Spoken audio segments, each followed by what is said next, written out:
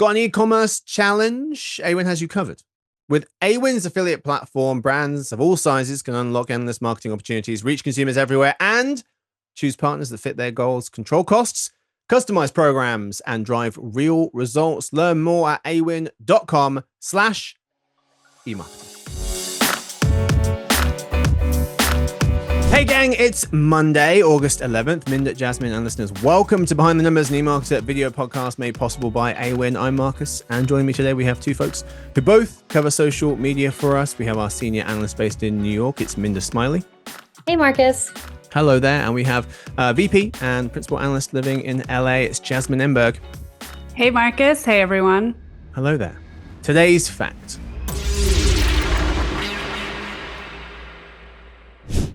Pittsburgh. Hello. Yes, I was hoping you didn't forget about this. I was hoping that I got it right and you were actually from there. I thought you were. Yes. Okay, so I normally have a fact about Finland because Jasmine makes me and she's from there. You haven't had one in a long time. I ran out. Yes, I have. Yes, probably true. But I ran because I ran out. Difficult. But Minda was like, what the hell, Johnson? Gonna get some love for Pittsburgh. So here we go. Pittsburgh has how many bridges? I had a bad feeling it was going to be a bridge question, and I'm like not great at bridge trivia. How did you know it was going to be a bridge question? Well, we're kind of like the city of bridges. I mean, I don't know if we're actually known as that, but like that's what we call ourselves. I had no idea. Yeah, we have a lot of bridges, especially yellow ones. I don't know. I'm gonna guess like I'm going to guess 70. That's a reasonable guess, okay? Okay.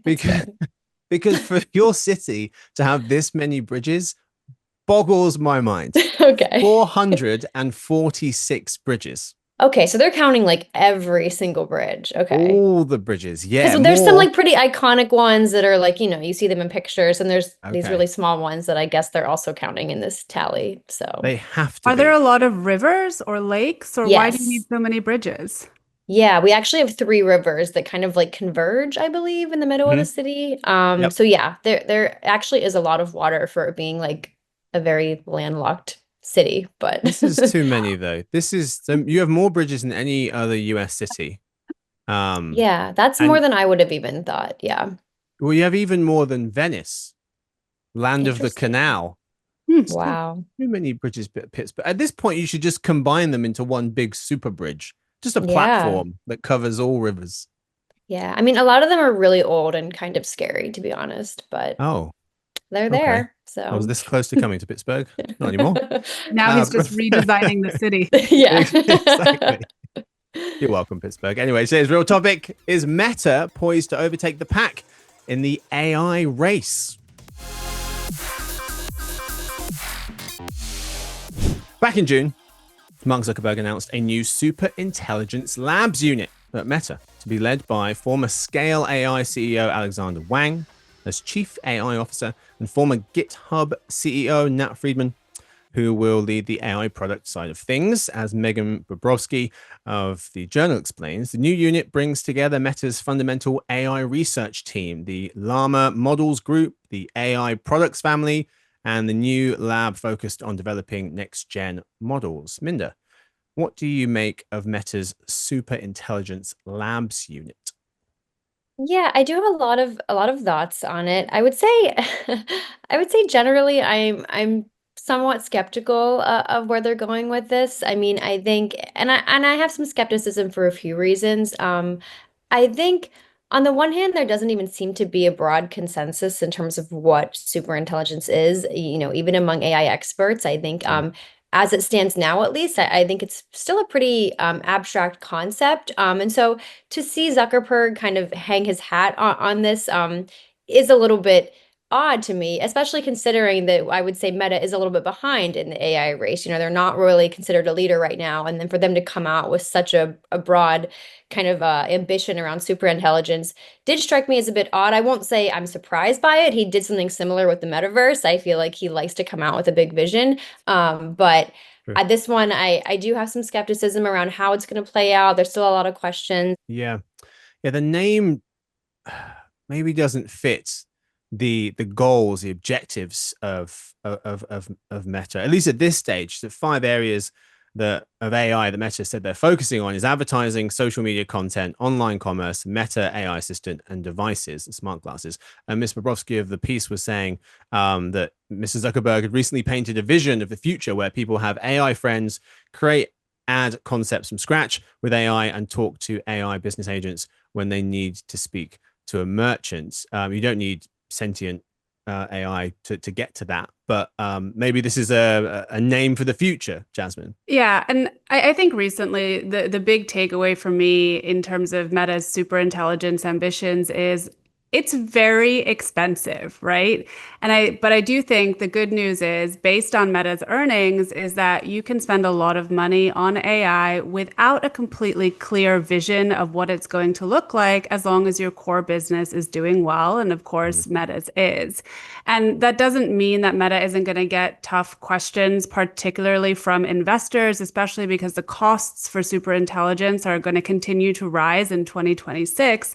I do think, to Minda's point about there not necessarily being a why they're doing this and spending all this time and money and resources on it, Zuckerberg has started to try and lay out his vision a little bit. So just before earnings, he released a blog post and a video talking about what he's calling personal superintelligence.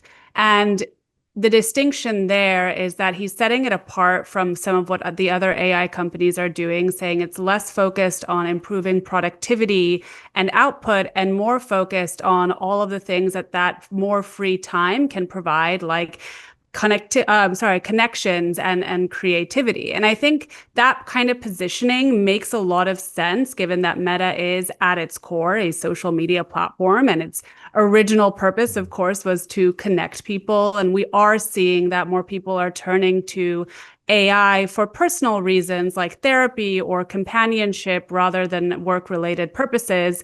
And speaking of the metaverse, I think this is a really good example of how Meta, outside of advertising, really hasn't been able to position its other products to enterprises. Obviously, a lot of companies are spending a ton of money. The race is on to AI, but the end goal is still undefined.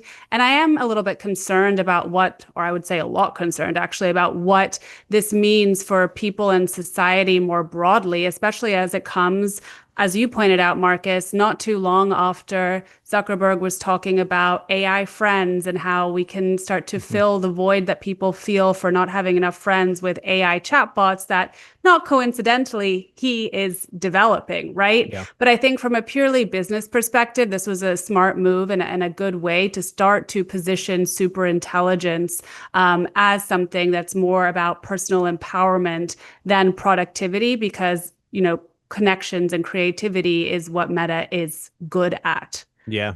This did feel like a bit of a rebrand, because Meta does feel like it's behind in the AI race. The company released the latest version of its Llama model earlier this year. Not a ton of excitement around that. They delayed the launch of a bigger version of the model as well.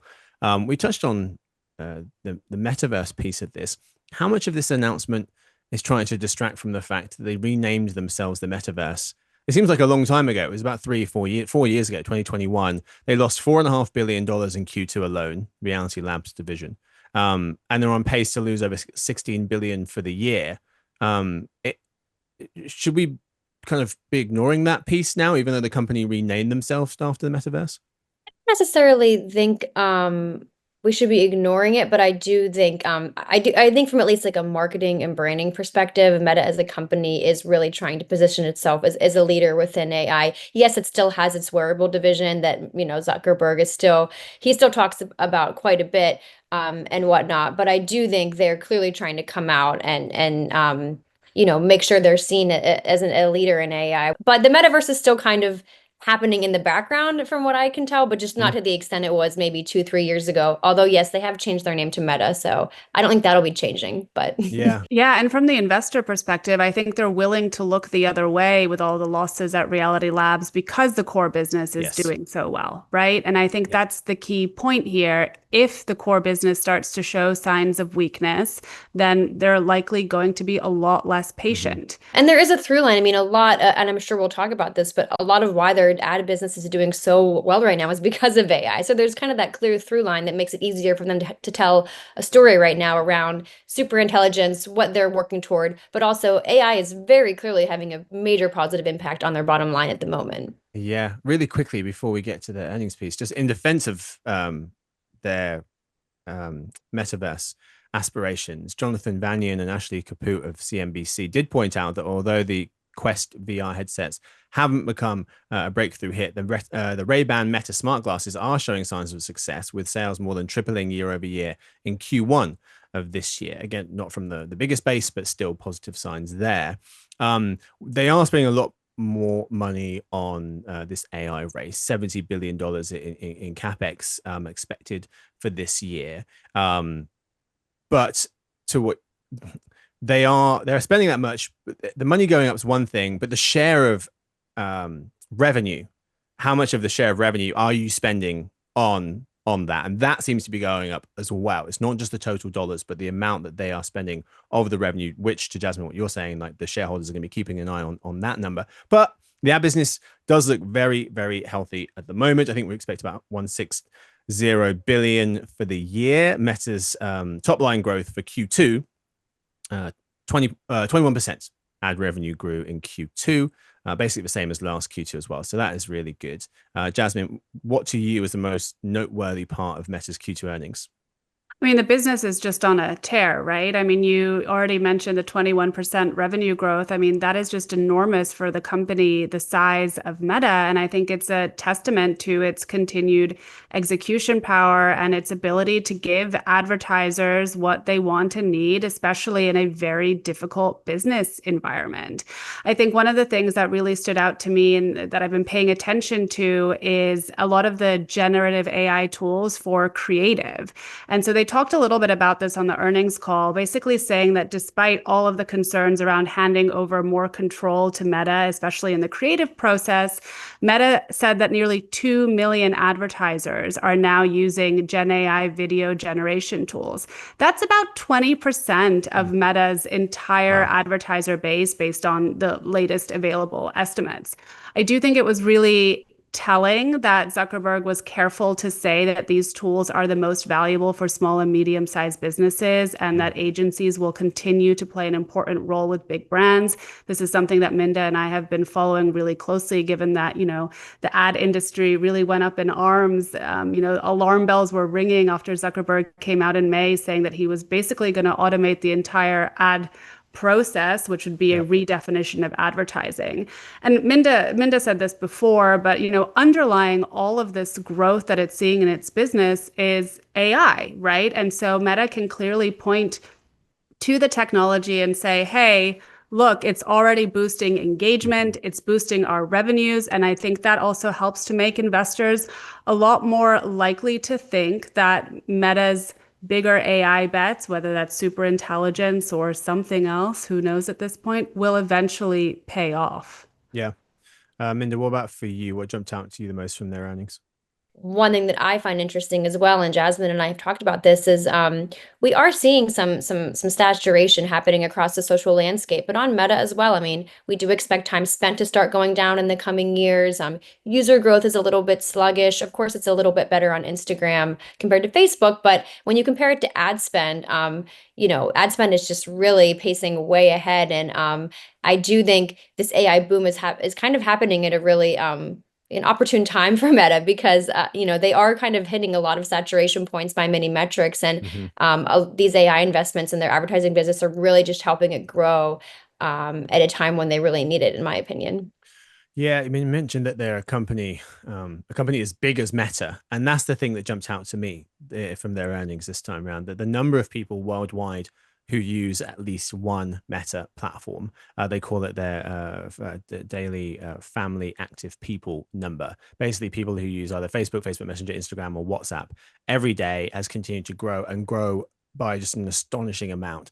It's grown by 500 million people in the last 2 years. So put another way, 5 billion people around the world use the internet. Of the 8 billion on the planet, that means of the people who use the internet on the planet, 70% now use a Meta platform. The scale is just outrageous. One of those platforms we mentioned is Instagram. Minda, you'd flagged a recent New York Times article from Kelly Holterman that grabs your attention, titled "Instagram Wants Gen Z.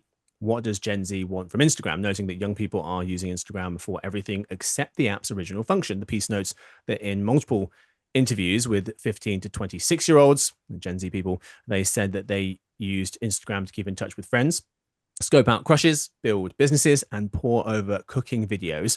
But out of all of its features, they seemed least interested in the polished public photo feed that had once been Instagram's marquee offering.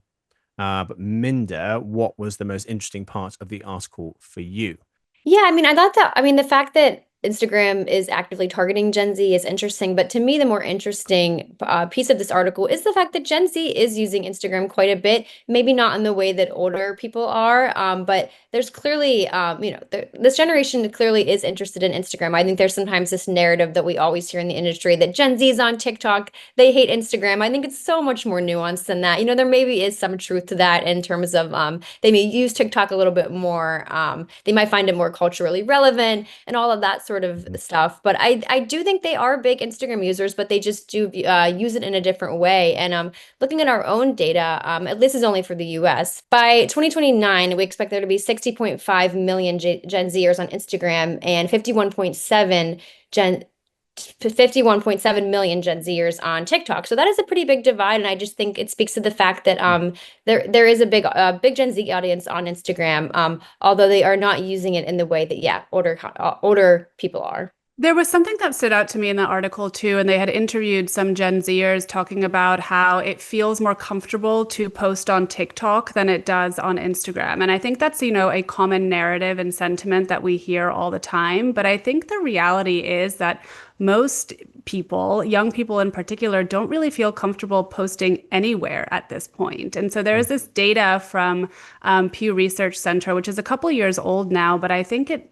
is probably still relatively accurate that about 25% of TikTok users in the US accounted for 98% of the content that was posted on the platform. So even there, what you're seeing is that most people are there to consume content, right? They're not necessarily posting. Maybe on Instagram, it's a little different. They may not be consuming content in the feed. They might be doing things like messaging, which we know is a huge activity on Instagram. But I think this is more of a common phenomenon across platforms, especially among young people who, are very attuned and worried about perceptions online. And I do think, obviously, TikTok is very popular among young people, but I think I totally agree with everything Jasmine is saying. And I do think one area where Instagram actually does have a lead over TikTok is messaging and these maybe smaller places, these smaller communities. DMing has really blown up on Instagram. And so I think for a lot of young people, especially, like, this is kind of an odd analogy, but like, I almost think having an Instagram account for them is like having an email address. Like, it's just like a way for them to communicate with other people, that it's kind of just become this standard thing that you just have. Yeah. And a search engine, right? I mean, we talk a lot about this, but I mean, I know this from my own personal experience. I'm certainly not a Gen Z, but I will go on, if I'm going to a new restaurant, I'm going to go on Instagram first and check out their profile. And I want to see pictures of food and the location. And sometimes I'll go and look for like business hours or a phone number or how to make a reservation. That generally is my first point of contact online with a place like that. So, there's a lot of use cases for Instagram that's outside of posting on the feed. Yeah.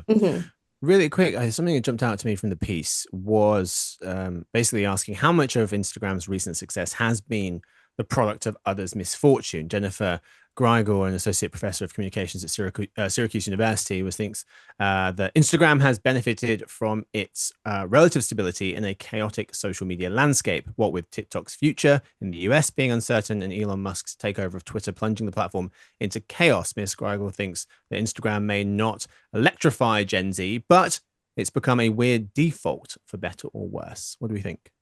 I think that's certainly true, right? And I think we can go all the way back to thinking about how Instagram took stories from Snapchat and incorporated it into its service, right? And ultimately made it a bigger and more and better service than Snapchat had, at least in terms of its ability to generate revenue and engagement for the company. And I think, when we saw this short shutdown of TikTok back in January, where a lot of people flocked to was Instagram. And so it maybe in some ways has become this safe space, at least in terms of knowing that it's not going anywhere anytime soon.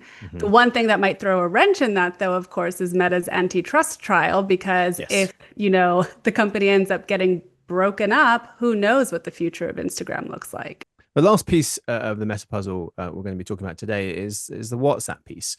There's a June article from the Associated Press noting that WhatsApp said users will start seeing ads in parts of the app as owner Meta Platforms moves to cultivate a new revenue stream by tapping the billions of people that use the messaging service. As will be shown in the app's updates tab, not where your personal messages live, and will be targeted to users based on age, location, language, channels you're following in the app, etc., but won't use personal messages, calls, or groups you're a member of. Channels will also be able to charge users a monthly fee for subscriptions so they can get exclusive updates, and business owners can pay to promote their channel's visibility to new users. So ads and updates, then there's channels, and then there's business owners paying for things. Jasmine, how big of a sleeping giant is WhatsApp and its ads potential? It's kind of unclear, really, right? So Meta says 1.5 billion people use WhatsApp's updates tab daily, and that is an enormous scale, and that is certain to pique advertiser interest. But we don't know how many of those 1.5 billion are actually using Status, which is WhatsApp's version of Stories, where the ads are going to be displayed. And I'm an audience of one, but I am a very heavy WhatsApp user. I think I have posted a status maybe once, and it was years ago. And every time I go onto my updates tab, the only person who's ever posted a status update is my niece. And so I know for certain that it is popular in other parts of the world, but at least from my own experience, it seems like a relatively underused part of the app when compared to the core functionality, which of course is messaging. And I think that also kind of leads into the bigger issue with monetizing WhatsApp, which you alluded to. And one of the reasons that Meta has backtracked on plans to introduce ads into Status in the past, and that is that there's a ton of privacy concerns with putting ads in messaging services, and people just generally don't want advertisers to slide into their DMs. Because Status is separate from the personal messages, I think it makes it a safer space to introduce ads. But that means that the reach is probably going to be lower. The ads are less likely to be as performant, at least in the short term. So I think there's still a lot up in the air, but I think given sort of the careful rollout that we're seeing, as well as like the limited areas in which ads and other monetization tactics are available really in WhatsApp, it's not going to be a big revenue driver for the company anytime soon. Yeah, Minder, they bought this company, Meta, Facebook, 10 years ago, and it seems like they want to do something with this service in terms of trying to make money from it. I mean, it's in the US alone, WhatsApp is 3/4 the size of TikTok when it comes to users. So what do you make of the potential here for WhatsApp to make money from advertising? My personal thought on a lot of it is I do think, as we were talking about earlier, messaging is just becoming a bigger part of the social experience. We're seeing it happen on Instagram quite a bit. So I think in some ways, a lot of this is just kind of like, I think WhatsApp is kind of a guinea pig right now for like how to monetize messaging, and then whatever works, they will eventually try to port over to Instagram and maybe even Facebook. So we'll see. Yeah. I think that's absolutely right. The time is right now to start to monetize messaging, and Meta has to do so carefully. But we're also seeing, it start to look for other surfaces to monetize in other ways too. I mean, Threads got ads this year as well. So it's certainly looking to expand its surfaces. And given the scale of WhatsApp, I mean, it's one of the, it's an app that has basically just been sitting on and not monetizing. It's also a huge philosophical shift though for the company. And I keep going back to this because the original founders of WhatsApp were very anti-advertising, very anti-monetization in general. So, it just feels like a huge shift to now start introducing advertising, which I think again is another reason why they do need to tread carefully. Yeah, and no rush here either. We mentioned that they grew ad revenue in the quarter by over 20%, and that's ad revenue that was $47 billion. And we should also mention actually that part of that is due to click to WhatsApp ads, which have proven very successful and popular too. I can't remember if they mentioned it in the most recent earnings, but they've certainly talked about it in the past. And those are ads that you see on Instagram and Facebook that then drive people to WhatsApp to message directly with a business. So again, along this theme of the time is right, we are seeing people get more comfortable talking with businesses. It just feels very different when you have an ad, for example, showing up in your inbox or between messages that that are private between you and your friends or your family. And, it can feel like an intrusion of privacy, even if it isn't. Well, that's where we leave the conversation today. Thank you so much to my guests. Thank you to Minda. Thank you. And to Jasmine. Thanks for having me. Of course. Thanks to the whole editing crew and to everyone for listening to Behind the Numbers, the marketing video podcast made possible by Awin Rob Rubin. We'll have the Banking and Payments show for you tomorrow, where he'll be discussing why financial media networks can't play the same game as other commerce media folks.